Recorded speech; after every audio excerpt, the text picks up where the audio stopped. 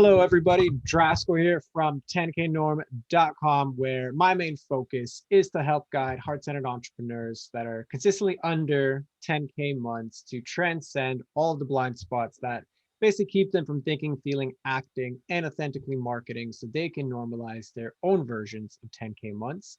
And to help you do that today, we have a very special guest, actually the first expert guest that is currently on the podcast. Thomas Wurn, who, amongst other things, is, just when I was reading through his stuff, it's like a list of experiences, list of wisdom that he can bring to you and helping you establish your own 10K norm, from being an actual firefighter, from being a master practitioner in NLP, hypnosis, and mental emotional release, a published author as well, which is exactly what he helps other folks do, which is kind of overcome and get out of their own way as far as writing their first book, which is ironically what we do here as far as marketing. But on top of that, also a coach, also a fitness trainer, also an athletic nutritionist. If it wasn't enough to add to that. So Thomas, welcome to the show. Thank you for being here. How are you doing today? Oh, thank you so much for having me on the show. I really appreciate it. And yeah, I'm excited just to get into it. And I'm just loving your podcast. So let's do it. Awesome. Thank you very much. And what I would love to kind of get into, because I have some background as far as, you and what you do and why you do it, and even some of the conversations that we've had on your podcast. What I would like to know as far as like just context is, how does a firefighter go from, fighting fires to then practicing NLP and helping people write books?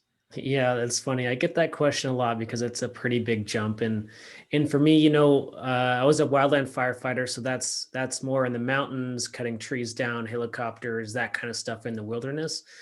Just to be really clear, and I would say my 10th season, right? Because I was in there for 14 years. My 10th year in, there is a major loss for me. I lost a good friend. My engine captain passed away suddenly, and this just completely blew apart my life.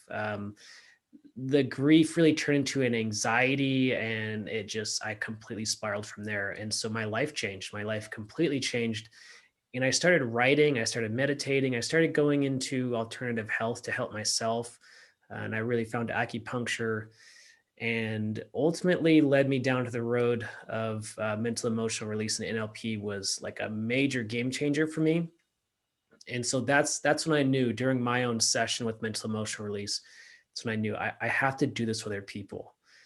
And it was so inspiring and so transformational for me. I wrote more books. My business took off. It was just, I started a podcast, like all these things started happening after that session. And it's because the subconscious blocks were gone. The deeper programming, the deeper unresolved emotions, limiting beliefs, they were gone for the first time. And so that's what I help people do now. And it's so fulfilling.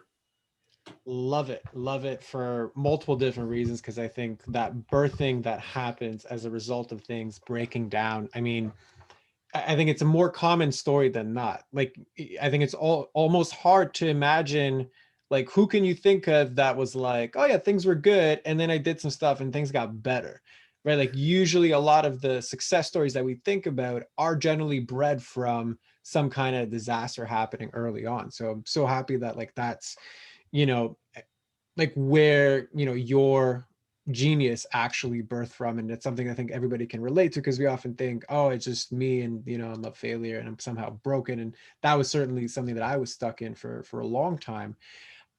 So there's so many layers that I know that we can go into, and especially like kind of practical tips on how to navigate those thoughts and those states. But again, just for context, like, I know of NLP, like I know people will use it from anything from like marketing to like actual inner work to process, the thoughts, process traumas, process subconscious patterns.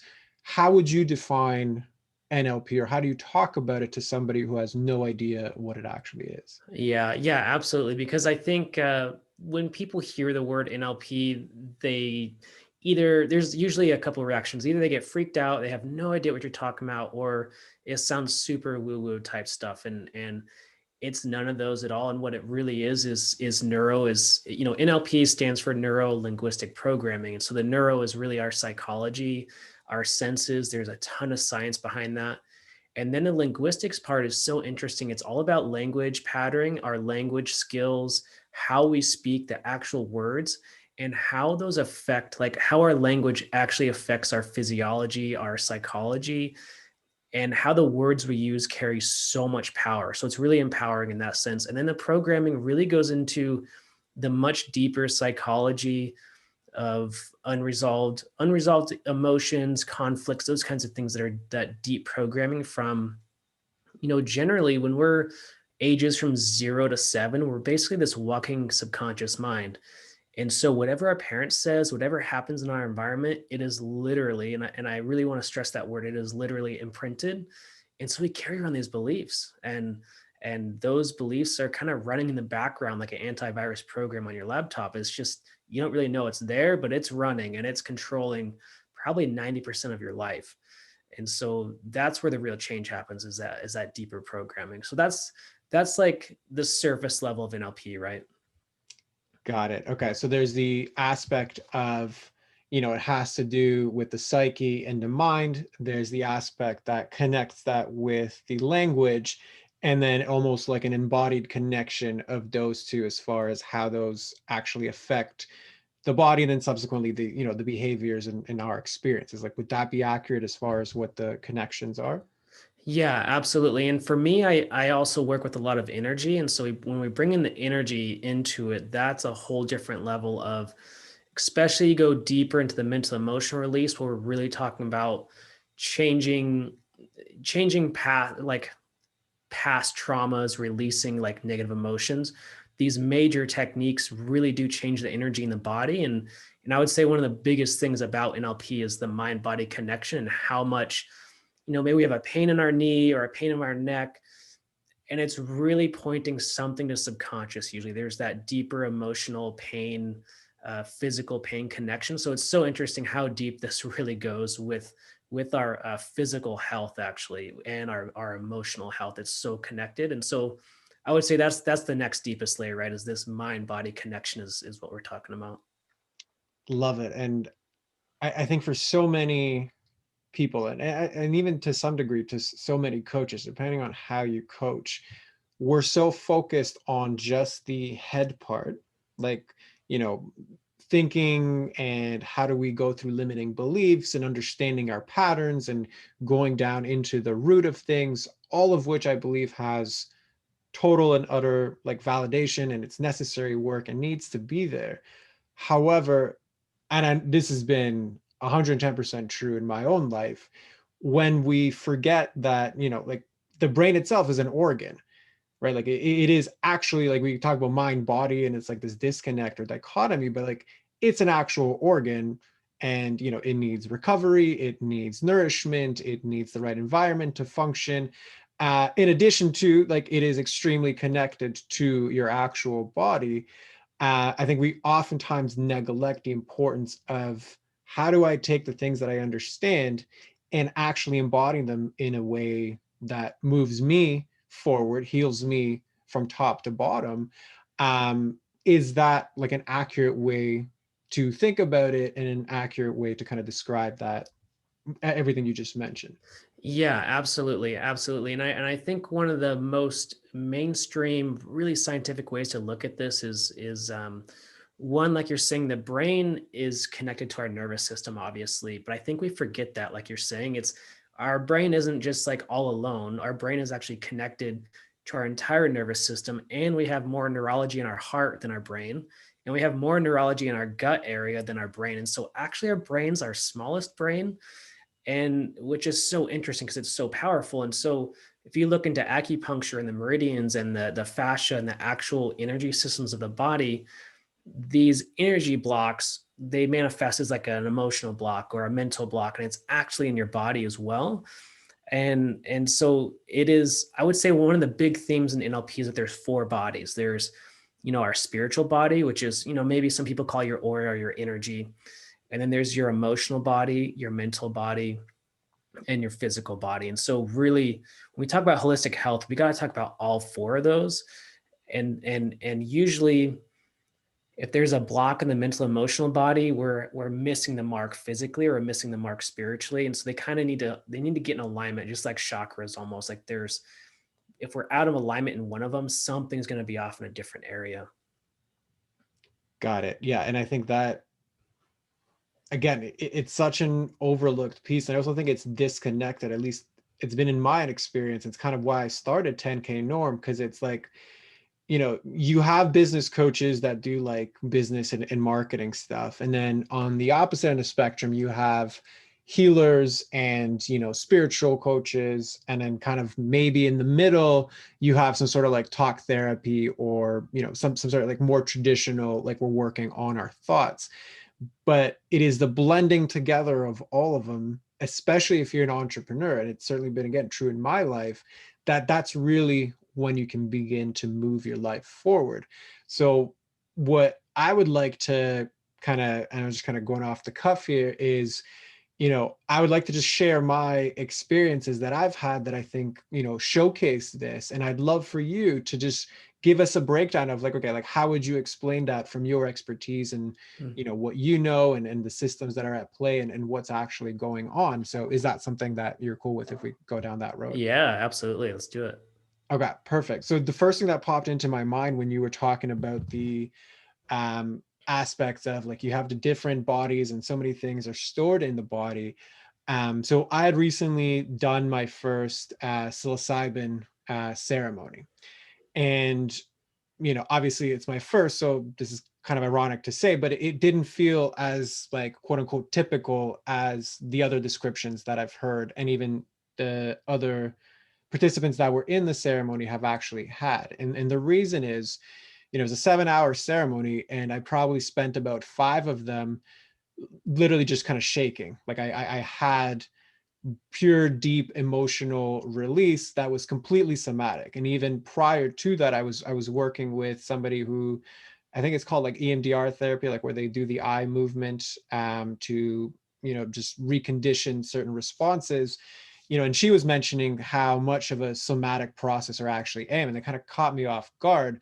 But when I had the experience at the ceremony, it made total sense, because I think I've had just such an emotional backlog of so many things that I never knew about processing. That's like, because they always talk about like the medicine gives you what you need.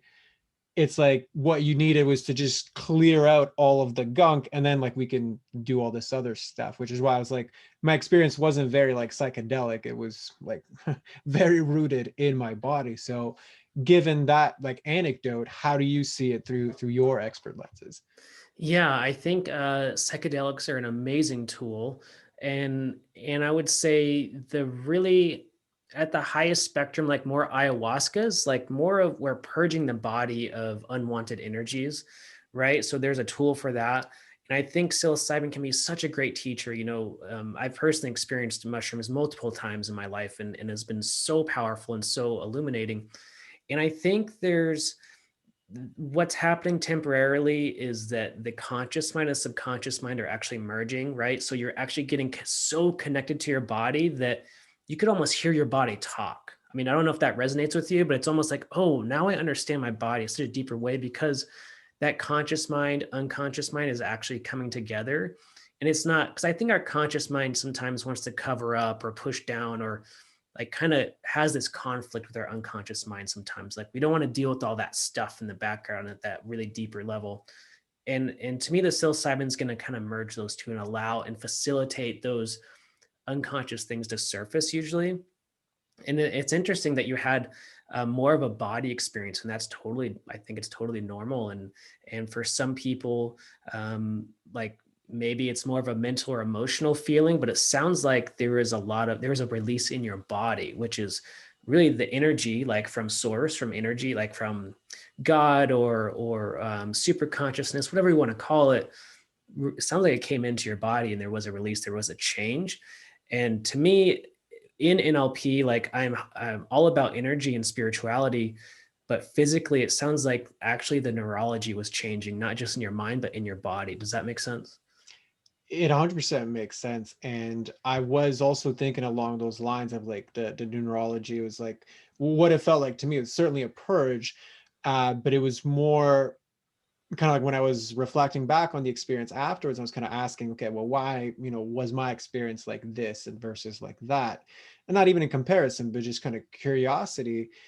What kind of stood out to me was like, in order for the new to come in, you just have to make room. Like there has to be space. And there was so much because I was so unaware of how somatically, like how much my body needs to process things somatically. And I think this is something that I kind of unconsciously moved away from, because when I was younger, I used to do a lot of martial arts, and there's like, even if unconsciously or not, like things get released through just like that kind of work. I think I was missing that as I was getting older, and that's kind of why the medicine gave me what was needed, as they often say.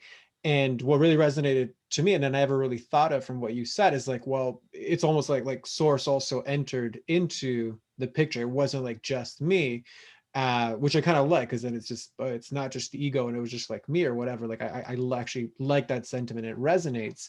And you'd also talked about like the body talking, and that was certainly 100% real, because I vividly remember there was a lot of laughing. Like people were kind of initially concerned, like, was I crying or am I laughing? And I was like, let me laugh louder so people know I'm okay. Like just let me shake and like do my thing. Like that was a very real part of the experience. And I vividly remember as this was happening and as it was asking, like, do you want to more? Do you want to go deeper? And I was like, yeah, like let's go. The body talking bit, it felt like source or God or body or whatever like connection there was, but it was like, if you are willing to go through this, like put yourself through this like seeming like craziness or whatever, like how bad is it, the stuff day to day that you actually like worry about? Like you Yeah. are actively shaking, and if this was like anywhere else, people would be like concerned for you and thinking you have like seizures. Like if you are willingly doing this, what's so bad about like that like little bit of doubt that you have when you like go to do like business stuff? And I was like, yeah, well, what is so bad in comparison to like quote unquote this? And it wasn't even bad. It was a very enjoyable experience, but it was certainly more intense than day-to-day things. So yeah, that body talking bit 100% resonates. Yeah. Oh, that's so interesting because I think one of the books I reference almost daily or with them, especially when I'm working with clients, is Louise Hay books. And she has mapped out and mapped out so, I would say, like to a fine tooth and nail of exactly like what's happening in the body to mapping it over to the actual emotion going on. And then she has an affirmation into it. And I'm partial to affirmation. I think there's a lot of work we can do with them, but we got to kind of pre-frame it. Like there's a lot of work to do with affirmations, but um, what's so interesting is this map of the body is so powerful. Like, okay, pain in the right knee. Maybe that means I'm going in the wrong direction, or this lower back pain. Maybe that's like, I'm scared about finances, or there's always something tied to a pain in your body. It's really, really interesting. 100%. And while I didn't have that personal experience, what it reminds me of is I had a friend who, like, she recently, or sorry, prior, maybe about a month before I did mine, she went and she had her own psilocybin experience. And she said, because she's had a lot of like learnings that she's done through like physical ailments and physical pain, for her, the medicine, she said, took her back, and it's like, do you want to know the source of each of these pains? And it was like literally, like you said, this knee pain happened because of XYZ. This ongoing back pain happened because of XYZ. And when she was able to release that, she was like, now when I have it, I just have to like pause, tune in, allow, and then it's just like it resolves itself. So is that something that you see in your work with your own clients as well? Yeah, absolutely. Especially the mental emotional release. So what we do and what I do with the mental emotional release is we actually get in touch with our unconscious timeline. And so every event, every single thing that's ever happened to you is in this chronological order subconsciously. It's really amazing. Like there's amazing things that can be done with this. And so what we do is we take the client's mind from now, we take our mind from right now, and we actually go back to the very first time they were angry, the very first time they were sad or fearful, or maybe there's a limiting belief. And so we actually go through the timeline all the way back to that first time. And now where it gets a little weird, there's some weirdness here. Sometimes it's during birth, sometimes it's before birth, sometimes it's past life, sometimes it's even like a genealogical, so a parent, great grandparent, you're actually going back to their life and taking your mind from now and all the way back to then and seeing it from a different perspective. There's this lesson, there's this learning, and that reframe, that different perspective actually releases, it's almost like this antimatter bomb basically. And so when there's that release, there's this learning. And when they come all the way back to now, they're releasing that pain, that negative emotion all the way back to now through their entire timeline. And it's gone. And it's like an elephant just like left your chest, right? It's kind of amazing. It's so powerful, the results I see with this. And that's why I'm so passionate about it. And so, yes, there is so much connection with that very first event. And this is what we call the root cause in NLP. Like there is a root cause to that illness, to, especially looking at like Dr. John Sarno's work, which really quick overview, really hardcore scientist in medicine. And he has come to the conclusion that like 95% of illness, disease is psychological and root cause. And so that's a big thing, that's a big claim, right? But what I've seen in this stuff is that I believe it. I truly believe it. And I have a lot of colleagues that are more medical doctors, clinical psychologists using this for like cancer patients, for really hardcore stuff. I don't go there because I'm not clinical, but the results there are pretty miraculous. That is absolutely amazing. And I mean, I've heard it in so many different ways. There's one thing that you said it was like a quantum bomb, or how did you phrase it? Yeah, it's like an antimatter bomb, and it's so Anti. interesting. Yeah, because it's like yeah, it really is. There is a lot of quantum physics going on, definitely in this. Absolutely. Awesome. I've never actually heard that term. So like, are you cool to like elaborate a little bit on what, like, I think I know what it means, but I'd rather like hear it from the source. So do you mind just elaborating on that? Yeah, so it's almost there's kind of three reasons why the emotion disappears, and one of them is we're taking, basically it's kind of like when you smash two atoms together, right? Like in an atom smasher, I think we're all maybe familiar with that. But basically, there's the big CERN thing in Europe, right? And they smash two atoms together, and when they do that, there's this gigantic explosion of antimatter, and there's different particles that comes out and quarks and all this stuff. And by no means am I an expert in quantum physics, but what the best explanation I can have for why the emotion disappears is that you're taking one like particle from this antimatter dimension and you're taking one particle from our dimension and you're smashing it together and it creates something brand new. So it's kind of like this union of opposites. There's a dichotomy that's being put together for a higher idea. This is a very much deeper, energetic kind of idea of the universe. Yeah, well, I mean, there's definitely one into Yeah. the rabbit hole like very Yeah. quickly, which I have no issues doing. Um, and I guess in that instance, so understanding at least even the basic concepts of something like that, how do you then bring that understanding to, hey, like I can't seem to make 10K months despite everything that I'm doing. Like, how does that, correlate or interplay together? Yeah, absolutely. And so it's so interesting because oftentimes there's the 10K month isn't happening, right? Maybe somebody's stuck at a certain number, or it's just they're just starting out, whatever it is. And there's some sort of belief there. Most likely there's a belief about maybe selling feels weird, selling's bad. And I think that's a classic thing that most coaches have to go through. And then it's probably going to show up somewhere else in their life. And it's probably going to show up in like 5 to 7 different areas of maybe in a relationship, or maybe in physical health, or some sort of mental health. And so oftentimes the 10K thing is really to me, it's a surface level, like there's this surface level problem. And if we take all the surface level problems, maybe there's 5 to 7 different ones, and we just go a little bit deeper, and we go a little bit deeper, and we go a lot deeper and way deeper, there's probably one belief, one root cause that kind of connects everything.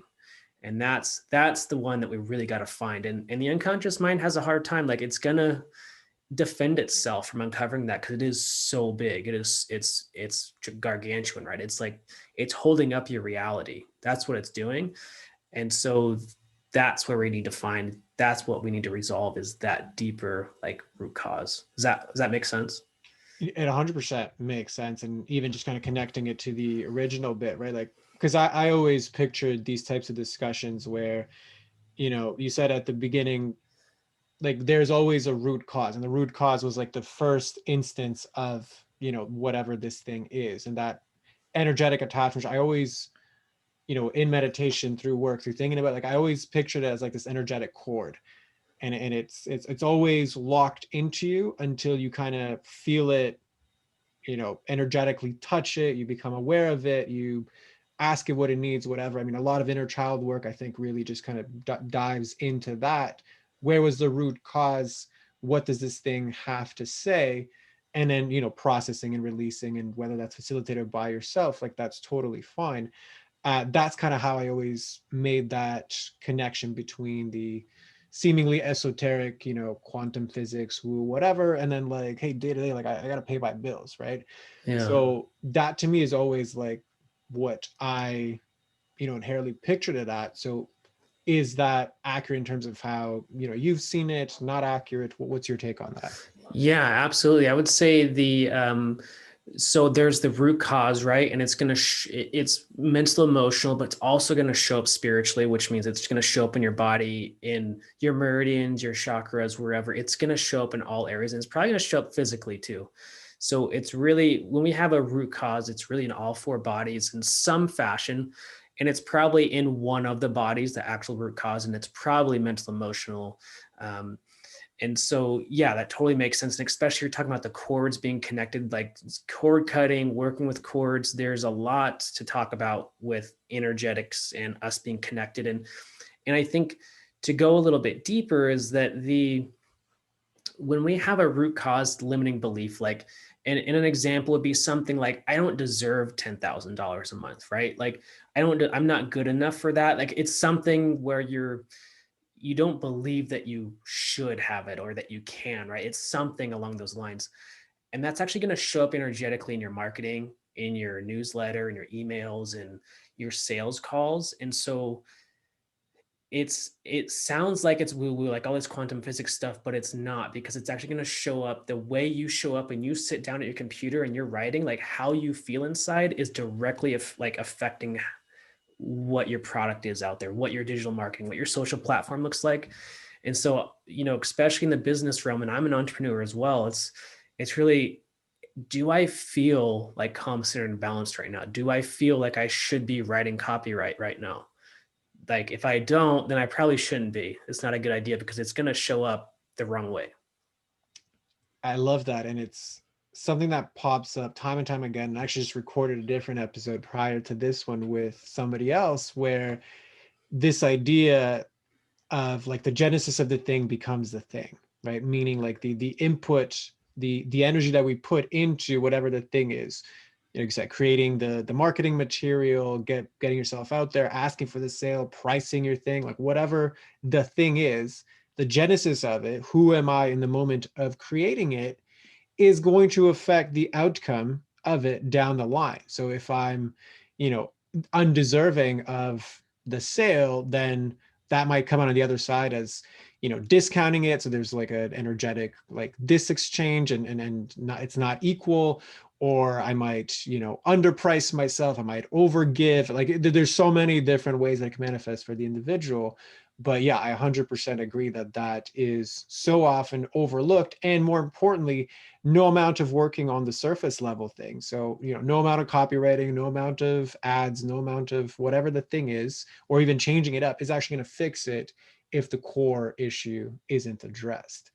So yeah, definitely. Yeah, yeah, and I think this is for the business coaches out there, like yourself, and I love what you're doing, because the way I see it personally is there's got to be work going on in all four areas of our spirituality, our mental body, our emotional and physical bodies, and and it's so interesting where um, I guess if we're not showing up mentally, emotionally, spiritually, like physically, like you're saying, it's just not going to happen. We can do all the marketing, we can do everything we want to, but if those aren't in alignment, it's just not going to work. And so I think that's where the esoteric kind of NLP energy world and actual business come together. And to me, there's the NLP, the release work is super important. But afterwards, there's the action. Like we got to take action to like, we got to resolve the stuff and then take action, because actually, physically what we're doing is the NLP is breaking apart the neurology that's stuck. And now the action, what we're actually doing is rewiring your brain, rewiring your body. And so there's the release and the action. These two aspects are super important. Absolutely. And I was actually just taking a few notes on things that I want to touch on. So I love the action piece, right? Because again, merging those two worlds, right? You have kind of the hardcore marketing, business, coaching world, which is, rooted in this hustle type culture, right? And you have the extreme opposite, which is rooted in like the flowing and, we're going to get spiritual and, everything's all rainbows and sunshine, neither of which I particularly agree with the like 100% extreme. I think it is the merging of both that really yields the results that we're looking for. Um, and in that, especially talking about the root cause, and I love that your background also has this like it branches out, because one of the things I often talk about in like my own coaching, and I've again witnessed in my own life, is we will oftentimes get to the root of something. So we'll facilitate it by ourselves, we'll go through an experience, and it'll cause us to wake up, right? Like I now know why this happens. I now know, what is going on. I can see the pattern behind the surface. Great. That has its time, place, and it's necessary. The follow-up to that I think, we speak about is integration, that I like to talk as like, you have the waking up and then there's the growing up, right? The growing up will also be a mirror to what needs clearing that doesn't necessarily need to be part of the root thing. So what I mean by this is like, sometimes we're so focused on the root that when we go and do the action, we still get some, residual resistance of like, no, I don't know if I should do this, and we hesitate or whatever. Even if we've cleared the root cause, I'm like, sometimes you got to stop looking at the root. Like maybe you've done enough work here. Like maybe you got to handle the branches, and you got to know how to manage yourself, how to self-regulate in the moment, self-coach your way through thoughts or manage your emotions, like all the stuff we cover in 10K norm, to just be able to act and actually make the thing happen. So how does that fall on you? And like, what else could you add to that? Yeah, absolutely. It's so interesting. And because to me, the root cause is like the center of an onion, right? And so when we pull that out, especially with mental emotional release, there's weeks. Sometimes it's 6 to 8 weeks for people, but maybe it's a week. It doesn't matter.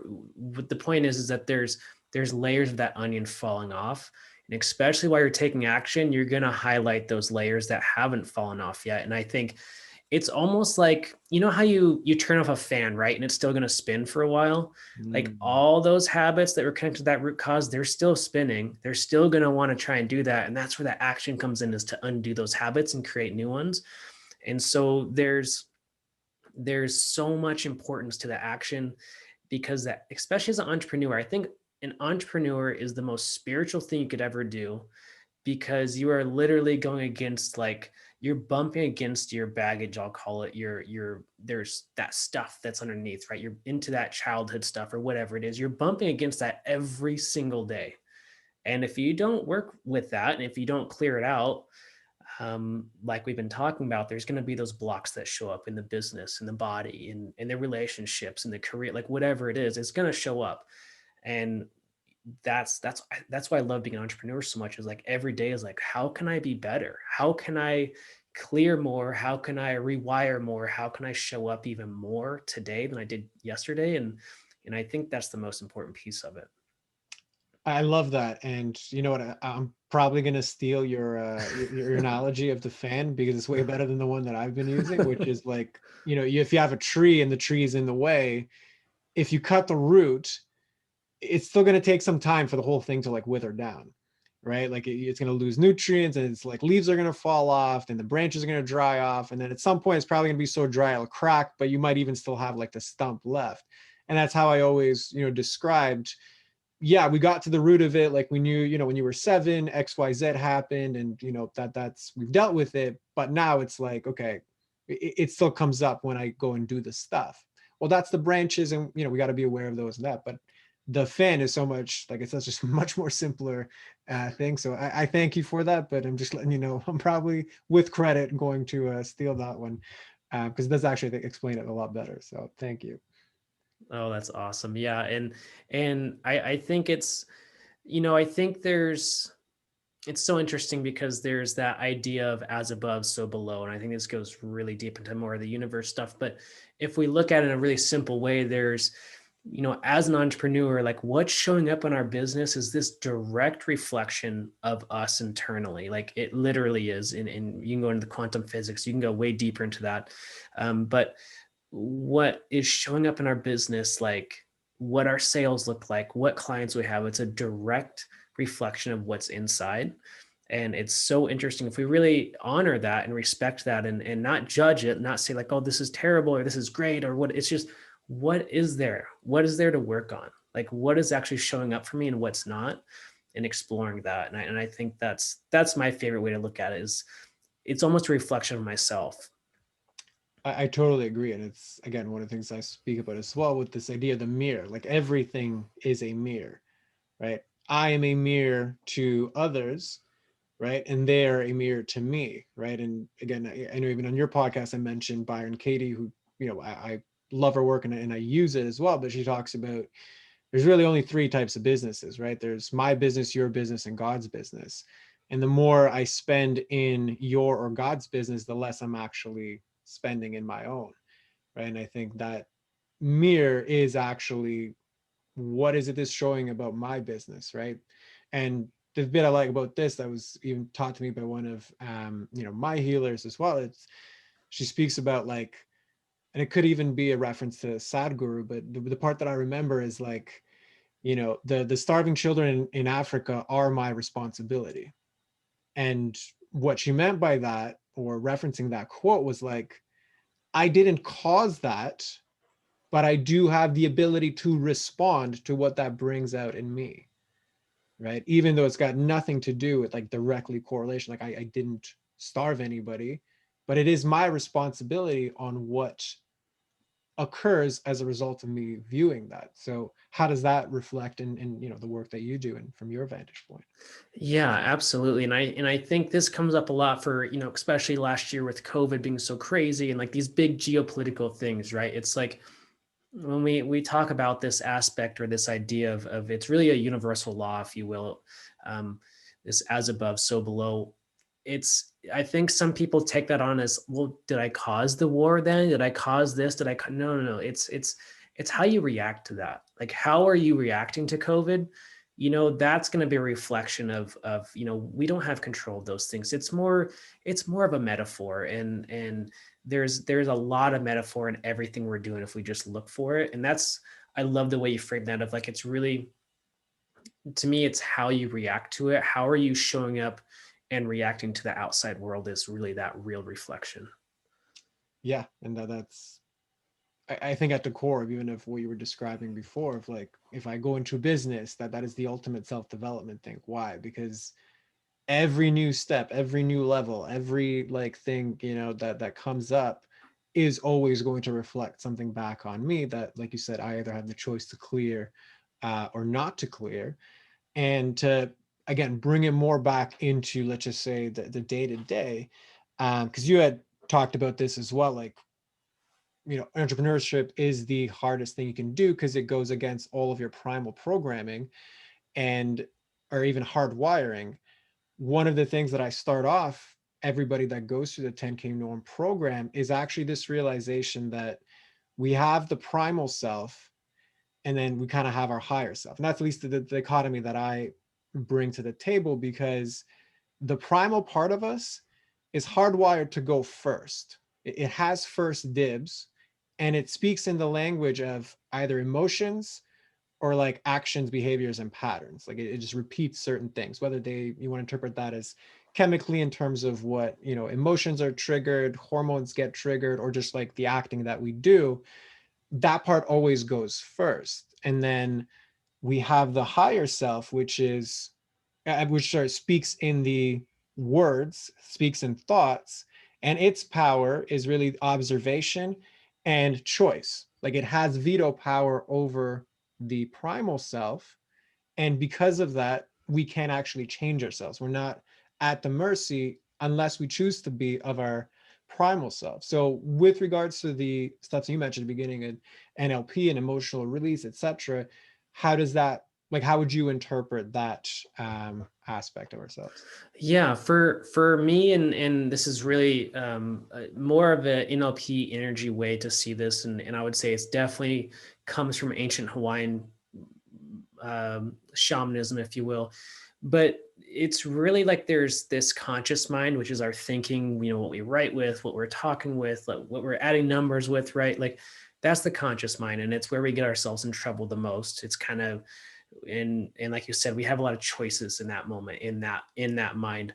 And then there's the unconscious mind, which is really, I think you were hitting on it really well. Like it's the body, it's the emotions, it's the patterns, and the way I like to look at it, and I'm sure there's better ways to explain this, but to me, it's like an AI computer where it's got all these programs from like 0 to 7 years old. Maybe there's traumatic events that created programs. So there's all these programs that are running, and the unconscious mind is really, it kind of predicts things, it gets a good idea, and then it runs programs. And so it's just all these like patterns of awareness that are just running constantly.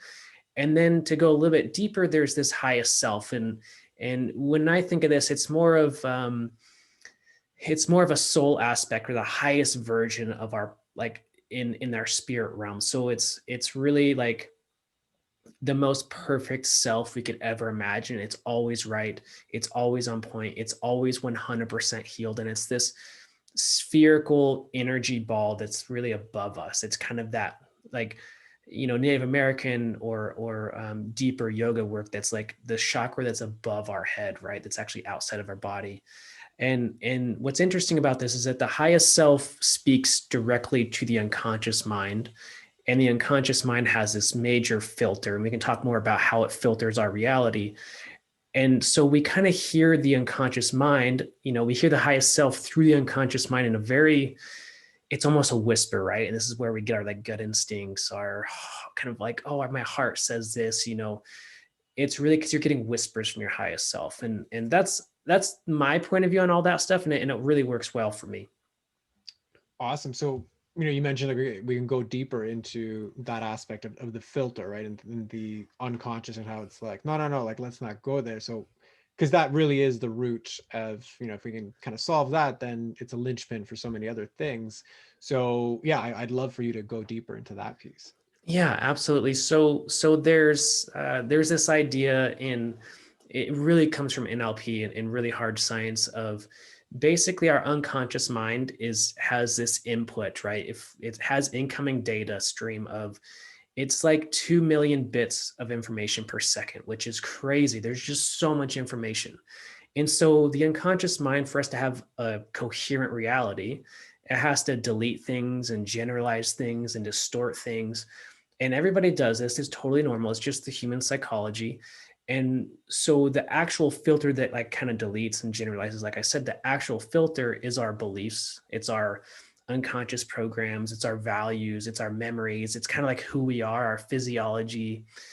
And so it goes through this filter, and our conscious mind only processes 126 bits of information per second. So there's like a 99.99% of information that is lost. And this helps so much because, like when we have a miscommunication with somebody or something's not working right, it's really about how can I shift those 126 bits of information? I'm just not tapped into what I want, or not communicating that, like, because everybody has different pictures, everybody has a different reality, literally. And so if we can tap into that different 126 bits, into that, how do we change that? And really the changing happens at a subconscious level. Now we change the beliefs, we change the emotions, we change our values. that's how we change that information. And so, yeah, does that make sense? No, it definitely does. And actually, like it's been like so long since I've heard it explained like that. They're just like it brought all of the like, oh yeah, like that's what it was. So thank you very much for sharing that, because it's like, yeah, that does totally make sense. And like we have such finite bandwidth to actually make these changes, which is why these changes are so hard. And then why practices, with regards to meditation or presence and building awareness is so important, because it's like if all I have is this little window to observe and to make the choice, prioritizing that really becomes the key to actually tapping into that unconscious. So would that be accurate? Yeah, absolutely. And I love you brought up meditation because this is how we merge our unconscious and our conscious mind. Just like we were talking about earlier with psychedelics, another great way is through meditation.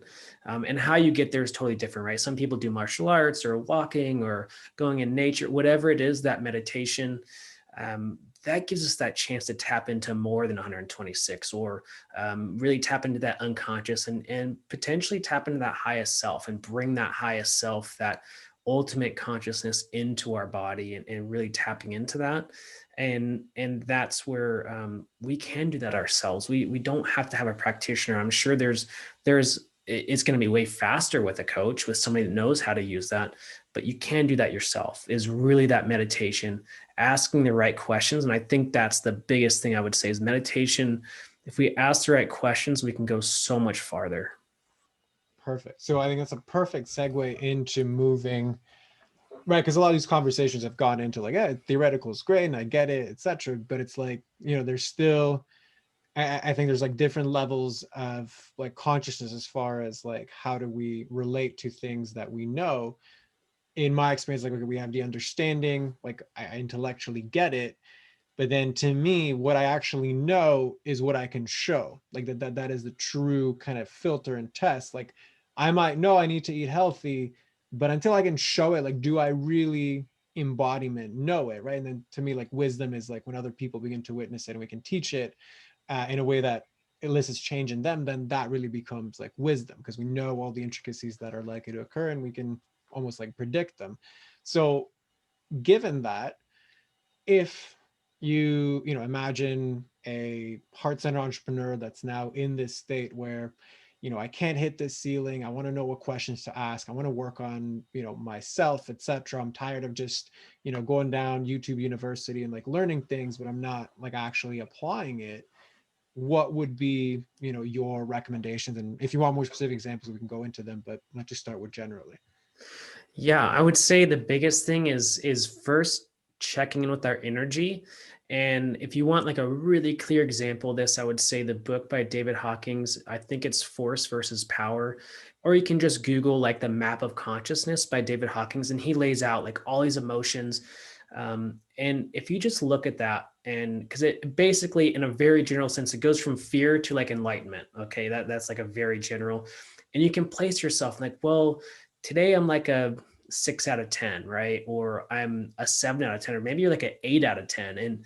And like for me, sometimes I get like 11 out of 10 and then I can't sleep, right? And it's like, okay, I got to like calm down. So like if we check into our energy, like how are we actually feeling? How are we thinking? How do we feel about our life? Like I think that, so this is like the first thing is like, let's just check in with our energy and track it like every day for a couple of weeks and just see like, and then we can start tracking like our food, our water, our sleep, like really start tracking our biology and make sure we get that down. Because we can get our biology down, we can go even deeper, right? And so then we can start tracking like journaling, right? Our thoughts, our feelings. And I would say the right questions to ask is really being very specific and really like, how can I make 10K this month? Or how many clients do I need? Like, get as specific as you possibly can. How many programs do I have to sell this week to be on track for 10K, right? So the more specific you get, the more answers you're going to get from your highest self. Because that's really who's going to be able to help you in this, is that highest self, that unconscious mind. And like, what do you need to release to get that? What do you need to release to get that? And what actions do you need to take to make it happen? Okay, so these are some like example questions that I go through most days. And so it's really like, I guess, what's the block? How can I resolve it? And like, what's my lesson and how can I take action going forward? That's like a very basic kind of like question series that I go through. And I know you have amazing journaling questions, like top notch. So yeah, your clients should use those as well. Like that stuff is awesome.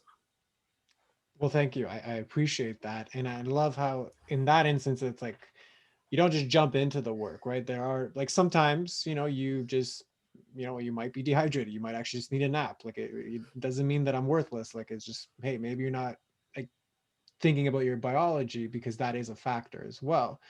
And then moving that into like I establish a baseline.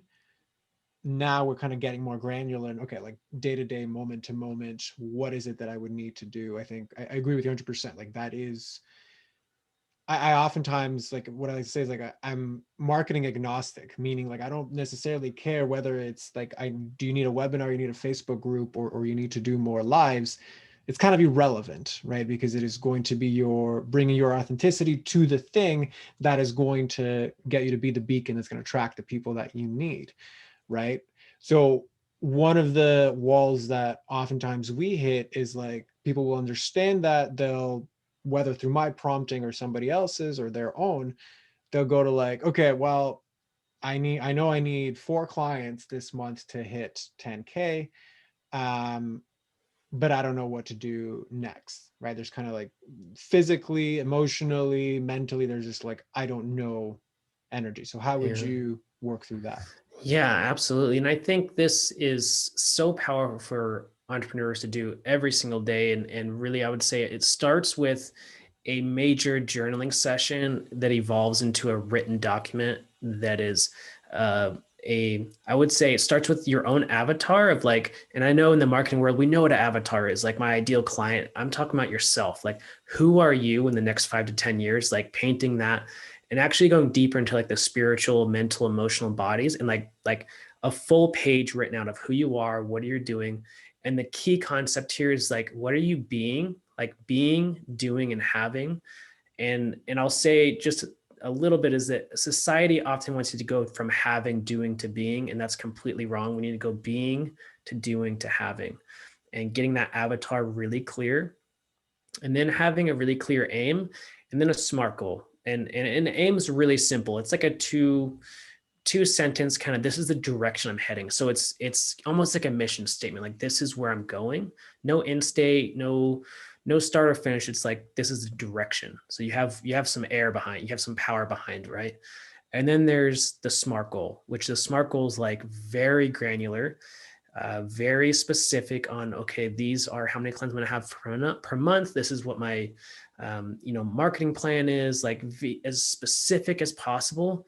And I would break it down from like, you want to be specific in your area of life. So if it's really business you're working on, like the SMART goal needs to be specific on business. Now, if there's some relationship stuff going on, maybe you need a SMART goal for relationships, but that's different. That's separate. You need to really have a focused SMART goal.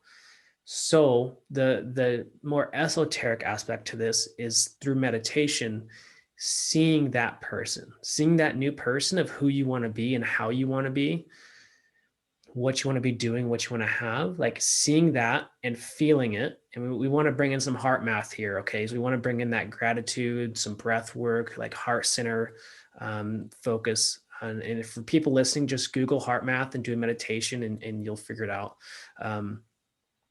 And so we want to bring the emotions in, we want to bring the future in. And now when we have that moment that we know we got it, we want to rewind that movie and keep rewinding and just rewind that movie almost like you're rewinding the timeline all the way back to now. And you can watch, what did you actually do? And this might take some time to like get really good at, but like what steps did you take? How did you get there? In your unconscious mind, your highest self is going to tell you exactly what you need to do. I would say that's the biggest way to find your direction in life.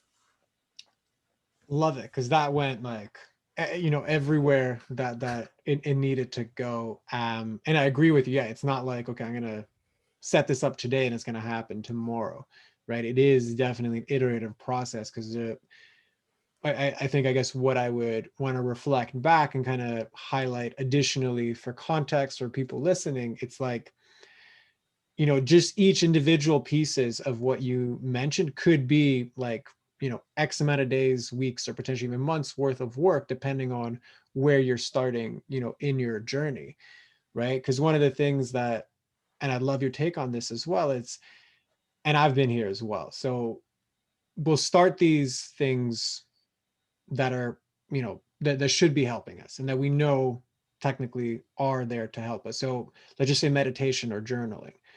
And I often recognized after a while that this ended up being another way for me to kind of lie to myself, because the easiest person to lie to is ourselves. So if I use meditation as a way to just, feel good, but really I'm kind of like bypassing what actually needs my attention, right? These tools can become distorted if we're not careful and actually avoiding the thing we really need to address. So, the way that I always bring this up with clients or whoever I'm talking to, it's like the full spectrum of the human emotion needs to be brought into each moment. And you mentioned it before, like what is matters. Like if I meditate and I get violent thoughts, that doesn't mean that there's something wrong with me. It's, why did this come out? What does this want me to say? Like going back to those energetic cords, etc.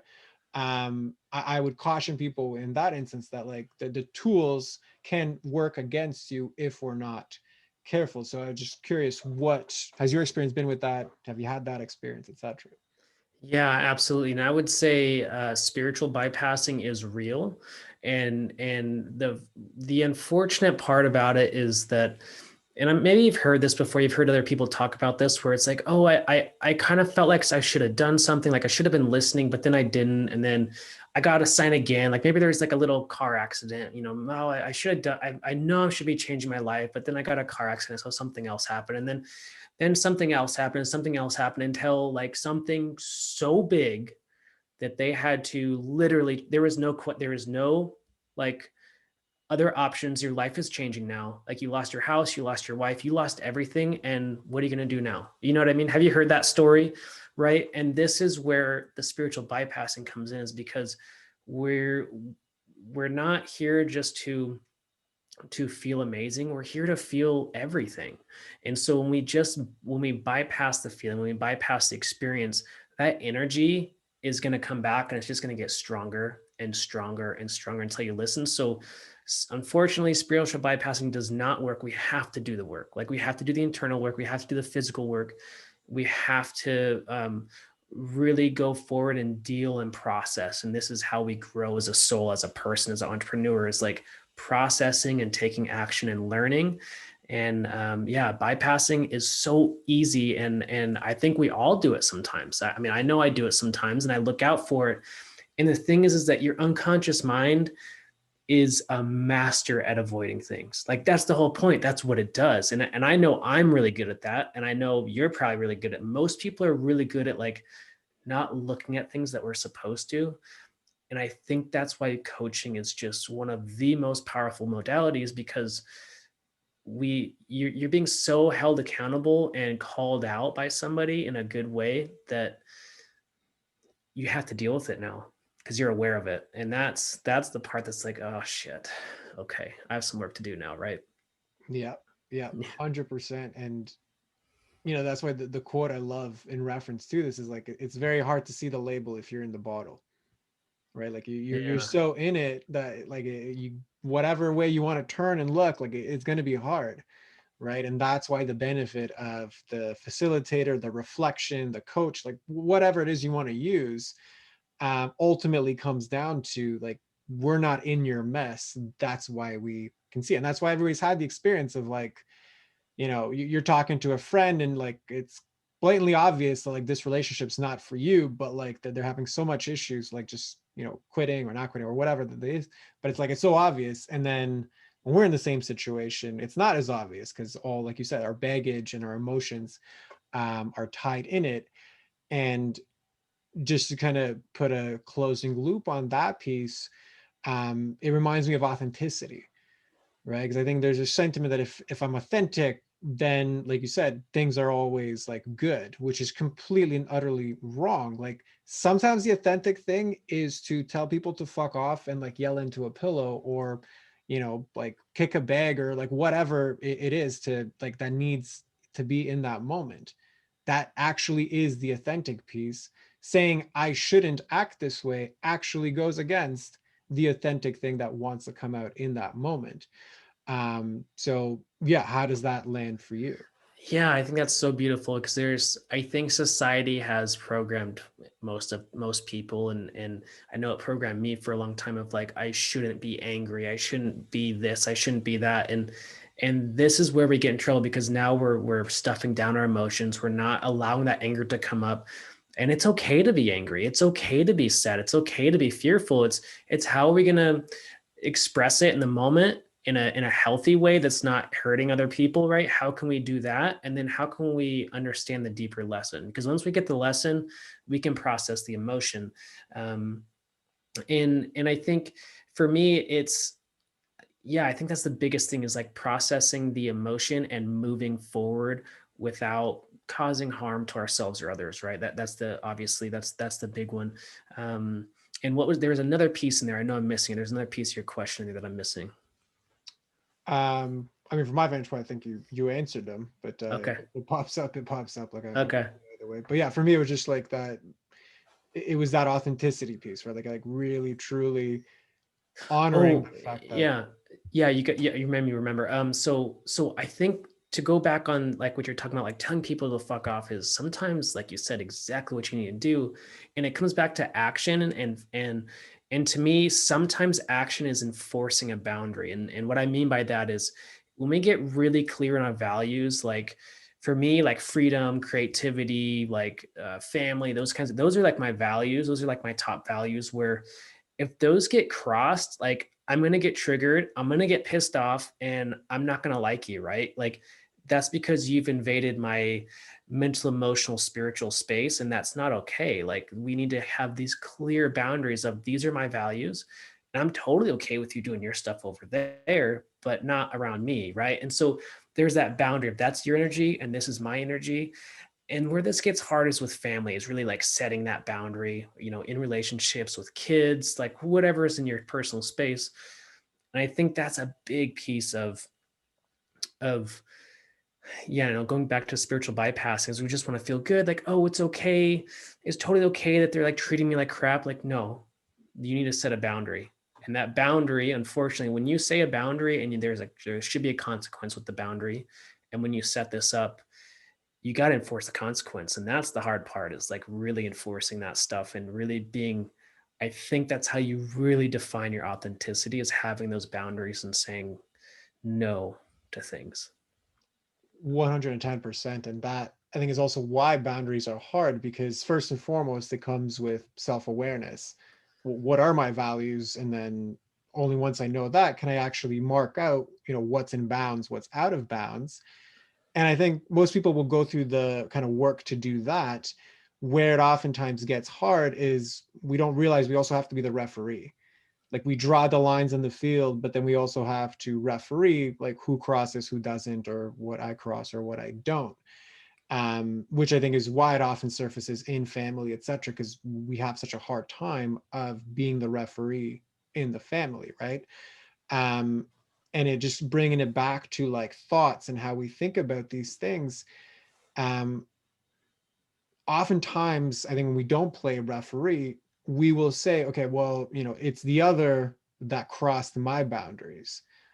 I always like to turn that around first and be like, well, I crossed my own boundary, because by allowing that to happen, if I already know what my boundaries, like we've done that work before they were able to cross it, I actually crossed it for myself, right? That goes back to the whole responsibility thing. And I think that's so important because again, spiritual bypassing, like we overlook our actual, like, what did we do to contribute to this? Because boundary crossing actually requires two people. It requires the person, they're doing their thing, which I don't control. But if what I do control is where the boundary is and the referee, then I also need to be responsible for the fact that I first betrayed my boundaries before the other. Yeah, I think that's a beautiful way to look at it. And that's going to highlight where we need to work on, what we need to work on. And that's when the journal comes out and the meditation of like, okay, what's going on here? Let's go deeper. That's it. It always comes back to that. So I want to be conscious of time. So what I would like for you then is to just kind of sum it up. If you had to leave people, with one thing as far as what they need to do to move themselves closer to their 10K norm, what would you say that it would be? Yeah, I really do believe the very foundations to this, if we get really simple and easy, is doing release work as step one. Like we gotta clear the connection to the highest self is my favorite way to explain it. Is we gotta do the release work. And if that's a journal, that's meditation, if it's NLP, if it's a therapist, it doesn't matter. It could be acupuncture, it really doesn't matter. We gotta do release work.